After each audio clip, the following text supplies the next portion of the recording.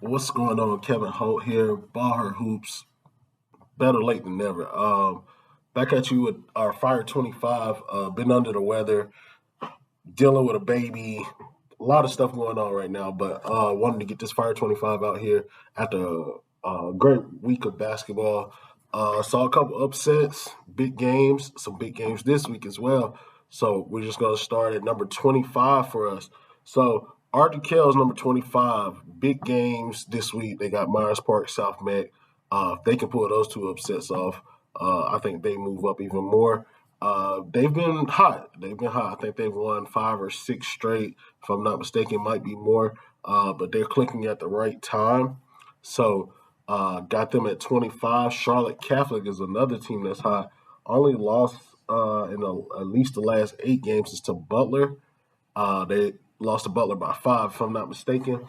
Uh, Team that has a lot of good pieces. They got some size. They got some guards. They can shoot it, and they scored the ball well. I want to say I saw one of their players had a school record for threes. So the team's clicking. Of course, it's the perfect time. They're sitting at second in the conference. They'll play Butler this week, if I'm not mistaken. So that'll be a good game. And shout out to Charlotte Catholic. They've really found their stride right here at the end of the season, which is probably the most important. Charlotte Country Day comes at 23. Only real losses they've had lately have been to the two powerhouses in the private school world, and Providence Day and Cannon. They lost to Providence Day by 2, which was a good game. They had a chance to win. A couple mental mistakes took the game away from them, but overall they've been solid. So they're at 23. At 22, West Charlotte, Dub C. If you look at their resume, and I'm just going strictly off their resume. They lost to Mallard Creek twice, Butler twice, and they lost to 101 Prep. Those are their only losses. Those aren't bad losses. We have all those teams in our top 6 teams of our Fire 25. So losing to those teams isn't bad. And they lost to Huff once. I forgot about Huff. So it's been a really good season for them. They've really been good. Briasia Rowe, if I'm not mistaken, that's how you say her name. And if I'm wrong, please correct me. But she's been phenomenal for them, along with John A. They've really found their stride. Coach Reggie has been doing a good job, along with his assistant coaches, to have them at 22. Northwest Cabarrus is at 21. Big game coming up against J.L. Robinson. They uh, they have to be more prepared. Last game they kind of laid an egg, and they didn't come out and compete the way they wanted to. I think it'll be a little bit different this time. I think they'll be more prepared. They've seen what they had once, and realistically, it takes sometimes that second time around to get to that winning point. So I think that'll be a good game to watch this week. At number 20, I have Albemarle. Albemarle was starting to fall down my list, but I think they found their way. Big win versus Union Academy. The first time they lost to them. This time they really took care of business. I think they ended up winning by 20 plus. Um, Solid team going into the playoffs.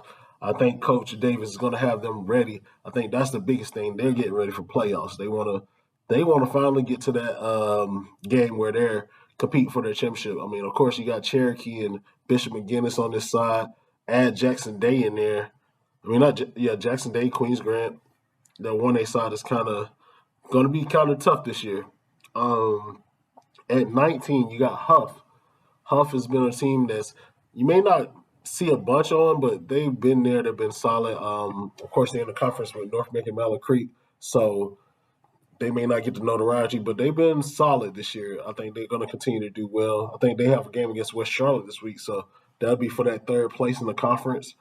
J.M. Robinson, Camry Hobbs has been phenomenal for them. They have to beat Northwest Cabarrus again to stay on top of that conference. This will be the first year they will win the conference because West Rowan has been dominating that conference. So whoever, I guess, wins this game, they'll be if Northwest wins, it's a tie. But if J.M. Robinson wins, they'll probably have it outright. So J.M. Robinson has a big game on their hands. Stuart Kramer, they've been solid all year, have some good wins. They lost to Hunter Huss earlier in the year. like for conference. So I'm sure they'll play them again and be wanting their get back. But they've been solid overall. 16 Queens Grant.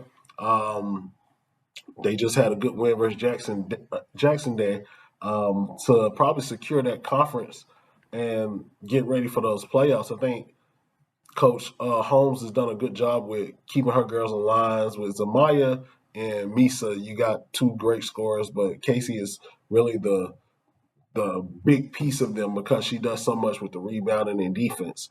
At 15, South Met getting Nakir back was major for them, I'm sure. She came back off her wrist injury, and I'm sure they are going to have to figure this out because they got Audrey Kill, and I don't know if they have to play Myers Park. I know they should have to play it one more time, but I don't know if it's this week. I know it's only 3 public school games left: the Tuesday, Friday, Tuesday, and then they'll start their conference tournament. But I'm sure they do have to play RGK and Myers Park. If I'm not mistaken, they only played them once. But either way, South Meck needs those wins to try to finish out with a conference championship. 14 Marvin Ridge, big win versus Porter Ridge last week. They're continuing their dominance. North Lincoln's only lost. They're going to be at number 13. North Lincoln, they've only lost to Lake Norman. They have some really talented kids on that team, and I think they'll play East Lincoln one more time. That's a team that's not on our list, but they probably are going to be good enough to end up on our list soon. And that game will be one of those games that we will watch to see how well East Lincoln does and North Lincoln. North Lincoln's been dominant, though. East Burke is at 12. Not many losses on their resume. You look at talent wise on that, I think they're 2 or 3A. Can't remember off top. But they've been solid. You got to continue to see how they progress. They went to the state championship last year. So are they at no? I can't remember. I think they did go to the state championship last year. I might be mistaken. But I don't know if they're at that level this year. So we'll see. At number 11 is Watauga. All praise to Kate Sears. And she's not the only player on the team, but she is what keeps that team going. Even in a overtime loss, she had 50 points, triple double, 50-point triple double. The game before it was a 40-point triple double. She had 7 triple doubles this year alone. Some people don't get there in their career, which is crazy on itself. She's my Gatorade Player of the Year for sure. If I had a vote, but her team took a tough loss to South Caldwell, which had them move down a little bit on our list because I really had them moving up. They were trending upwards before that loss, but they still got a good chance to finish out the season in a good spot. 10 Concord Academy, they've been dominating their conference. I don't think they have much competition there. I think they'll really be getting prepared for playoffs.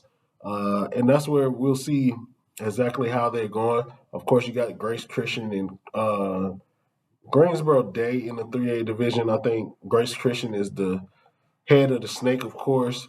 But we'll see how Concord Academy does if they can get back to that state championship. 9 Hickory Ridge, big game with Lake Norman coming up. Of course, that's the biggest game for them. They have to win that game to try to get a share conference. 8 McDowell. McDowell's undefeated. They've beaten everybody so far, and they've done it the right way. They've stayed under the radar. A lot of people don't really talk about them, but they're a 4A team that's undefeated. How that impacts the game is that a lot of people have to go to McDowell now. I know some people may feel like, oh, it's just McDowell. Teams will run through it. McDowell's beating some good teams. Like, they beat South Caldwell twice. It wasn't close. I think they beat Hybrid and a couple other teams, East Burke. So look out for McDowell. They're not just a team that's just good just because they're playing sorry teams. They're actually winning some good games. Butler's at 7. I think they've been doing solid. They have to play Charlotte Catholic again. 6 is Mallet Creek. Tough loss to North Mac. Think they rebound from it, finish off the regular season, and they see each other again in that conference tournament championship, barring any major upset. 5 1-1 Prep. One-on-ones have been solid. They have a big week to come. They have their session in Richmond, Virginia. Didn't see who they were playing there, but I'm sure it'd be tough competition to try to get done with their conference championships. And then they have their nationals. Fort Cannon, tough loss to Providence Day, playing in a hostile environment. Lost by two. I think they're going to have to get it together before the playoffs. Of course, I think they still are the number one seed in the 4A division, and it'll be interesting. Three Providence Day, big win versus Cannon. I mean, if you watch the game, you see how they were prepared. They were ready for the moment. They didn't back down, even when there were runs. They were down early in the first quarter, and they still like kept kept with what they wanted to do. They didn't ever stray away from the plan, and I think that's what got them to win. They're a solid team. They've won a lot of games lately. They lost a lot early in the season, but now they're finding their way. With their only losses being the Grace Christian and Cannon. At two, North Meck big win against Mallet Creek. I mean, you can't be mad. They've only lost twice this year. One was to Mallet Creek, and then they lost in the Myrtle Beach tournament one time to, I think they lost to Thomas Dale, if I'm not mistaken. I might be wrong, but number one is Lake Norman. Lake Norman still only one loss to Hebron, and they're just continuing their domination. I still feel like they're the favorites, but North Meck is going to be on them. Watauga, McDowell, Mallet Creek, Butler, all these teams are going to be right there. So, going to be a lot of good basketball this week. We're going to try to do a live today as well to talk about basketball. So, sorry, definitely under the weather, but I wanted to get this out here. So, Bar Hoops, we're out.